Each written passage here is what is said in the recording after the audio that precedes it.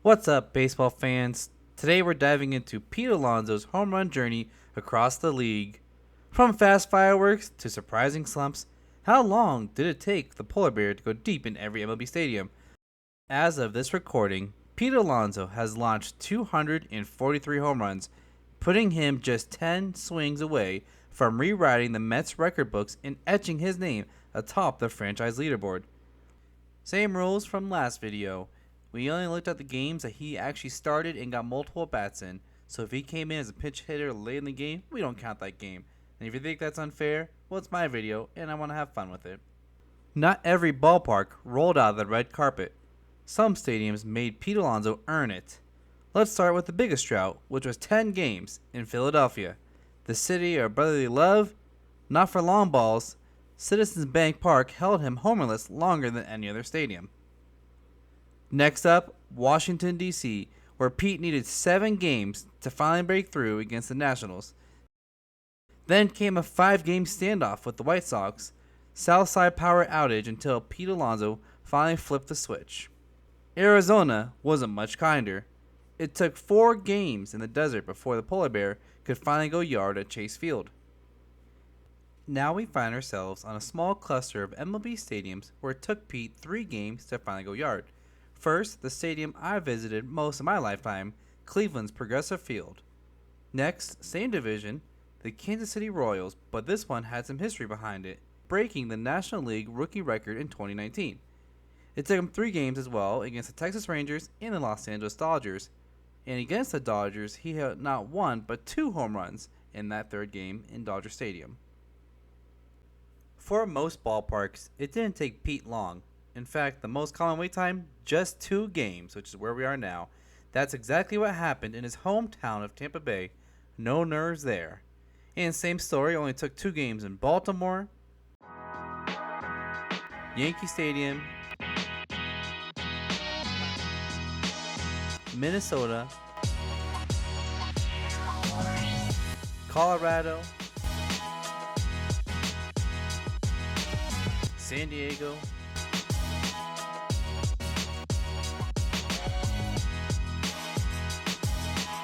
Oakland,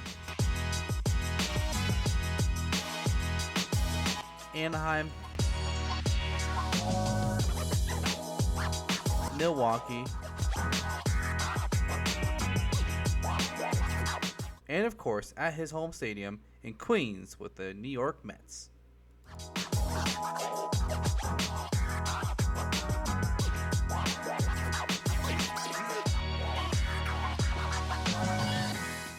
Before we look at the exciting moonshots that Pete Alonso hit in the stadiums in his first visit at, I first want to touch on the stadiums he has yet to go yard in. But we're going to start with a special one. It was a 2-game series back in June of 2024 that took place in London. Pete Alonso and his New York Mets played a 2-game series against the Philadelphia Phillies. While it was fun to watch, Pete went quiet and hit no bombs over on British soil. Jumping back over to regular MLB stadiums, we'll start with Detroit's Comerica Park. He's played here 3 times and he's gone 2 for 10 in his lifetime with no RBIs and still has no home runs. But he will have a shot later this season when the Mets do play in Detroit from September 1st to the 3rd, so circle that one and see if he finally gets a home run in the Motor City. Now another stadium where he's only played in 3 times and still no home run is Seattle's T-Mobile Park, where it's been a black hole for Pete Alonso. He's actually gone 0 for 11 and has no return trips this season. Next, we go to Toronto's Rogers Center, where he's played 6 games there, and it hasn't been kind to him either. He's 1 for 21, with just 1 RBI, and no upcoming games this year. The Polar Bears' bat has been frozen north of the border. And lastly, the Polar Bears' kryptonite, Pittsburgh's PNC Park, where he's played in 12 games already and still has no home run. I already mentioned earlier in the video, his longest drought before hitting a home run was 10 games. So his next visit will be number 13. Will it be lucky 13? Guess we'll find out when he plays there later this month from June 27th to June 29th. Despite being there 12 games already, he has a decent 292 average, but again, no home runs and only 1 RBI. And now we have reached it. These are the ballparks where Pete Alonso didn't wait at all. He homered in his very first game at 8 different stadiums, starting with a bang on opening day 2019 in Miami. Not just his first game there, but his first career home run. From there, it was a rookie rampage of home runs in his first visit, starting with Atlanta on April 11, 2019. His two-run blast helped the Mets win the game, and it was his first taste against the NL East rivalry, Atlanta Braves. April 19th in St. Louis, under the Gateway Arch, Pete Alonso launched a 432-foot bomb to center field. June 20th, Wrigley Field. In their friendly confines, Pete crushed his 25th home run of the year against the Cubs.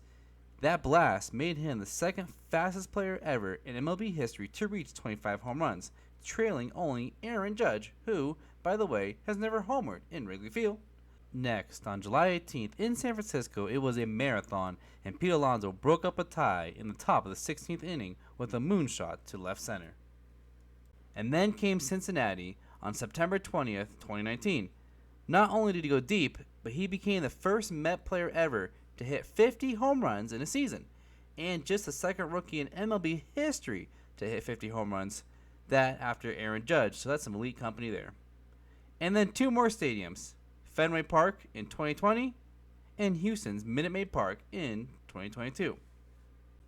Pete Alonso has left his mark on 87% of the MLB stadium's dingers from coast to coast, and it'll be exciting to see when and if he'll get his first home run in Pittsburgh and also Vegas when that opens up in 2028. Feel free to check out my other video of the other King of New York, Aaron Judge, and let me know what player or stat you want me to cover next.